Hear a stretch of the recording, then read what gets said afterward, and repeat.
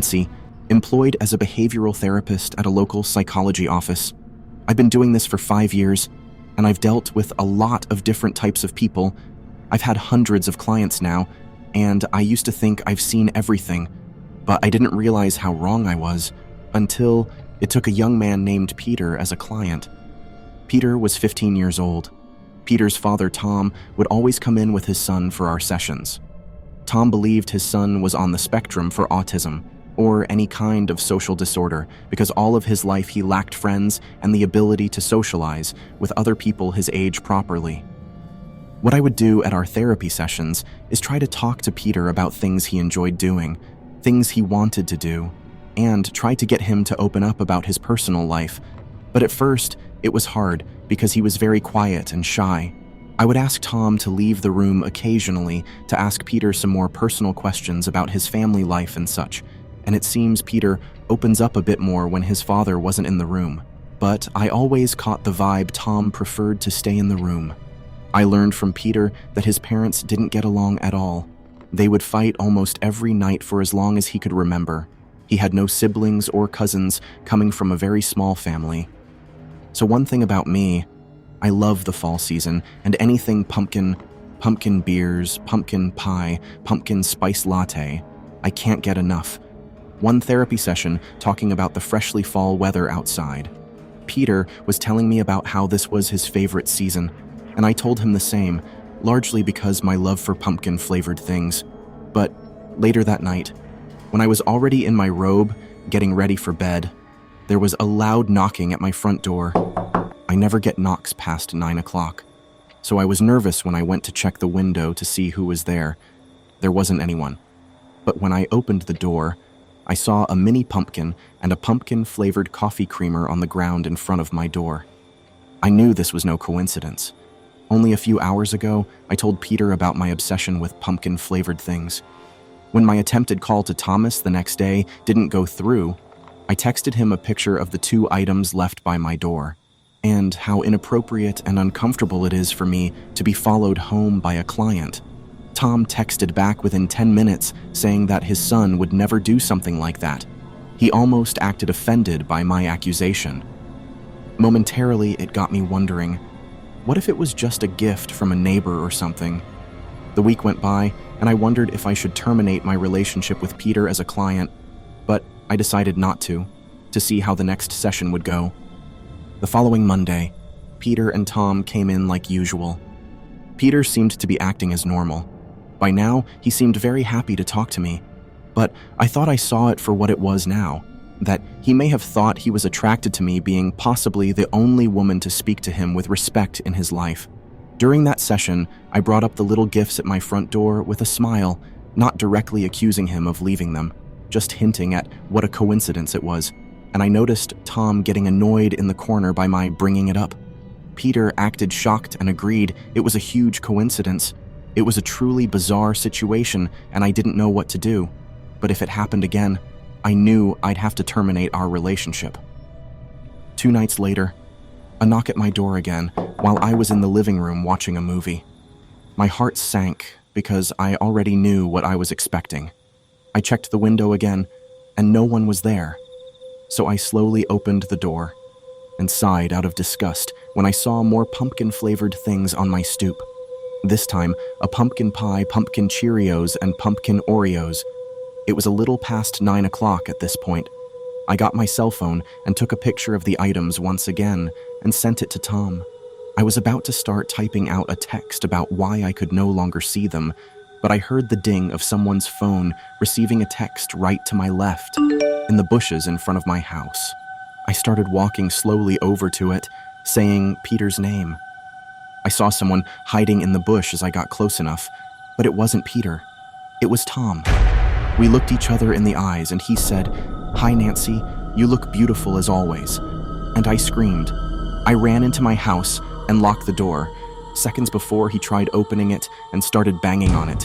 I screamed to leave me alone or I'd call the police. He apologized through the door and yelled, "He's leaving."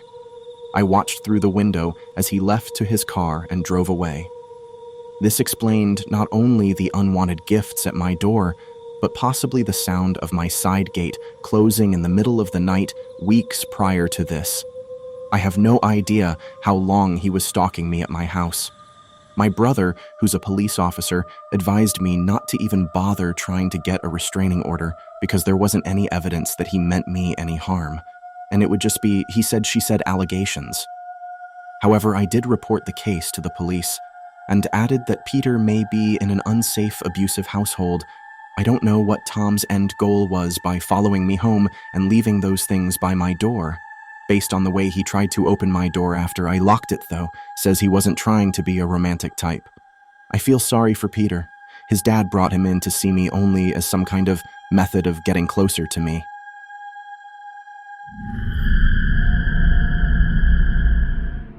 This happened on a Friday night in early October, many years ago.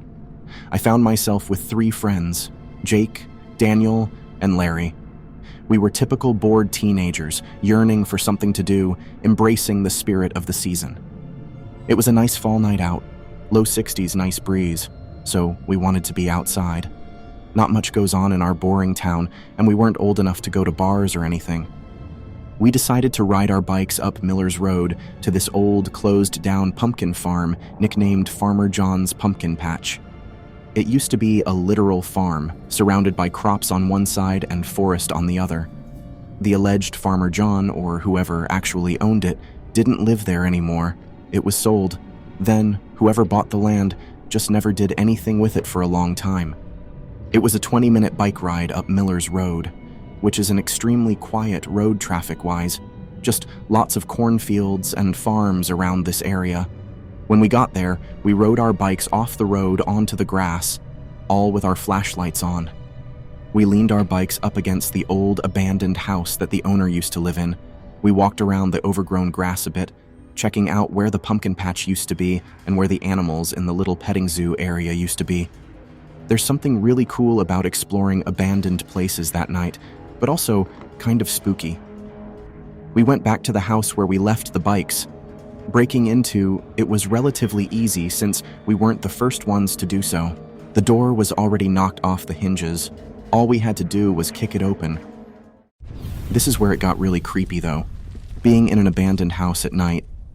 Even as a thrill seeker, it's a bit unnerving, even when you're 4 people.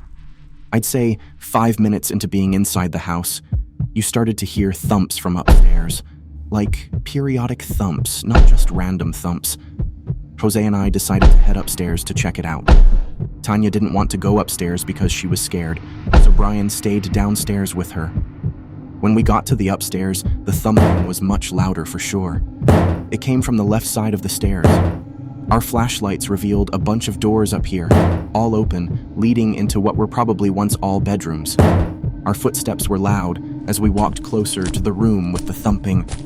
There was no way to hide it on these rickety, creaky floorboards. We got to the corner room doorway. The thumping stopped. I whispered to Jose, "Is it an animal?" He went, "Shh."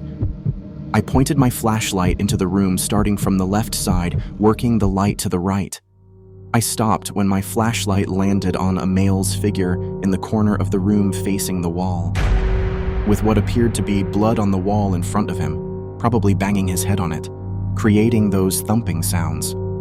Jose aimed his light at him too, and we both jumped back. We left in a hurry, and as we ran down the stairs, a horrifying, gut-wrenching scream came from the room we were just in, causing all 4 of us to scream. As we left the house and got to our bikes, we heard stomping down the stairs from inside the house as the screaming got louder. We all ran to our bikes, absolutely freaked the fucked out, and we pedaled as fast as we could out of there. The screaming stopped before it ever came out of the house. We didn't look back. We continued pedaling all the way up Miller's Road till we got back to my house. I have no idea what we witnessed in there, and I won't even try to explain it.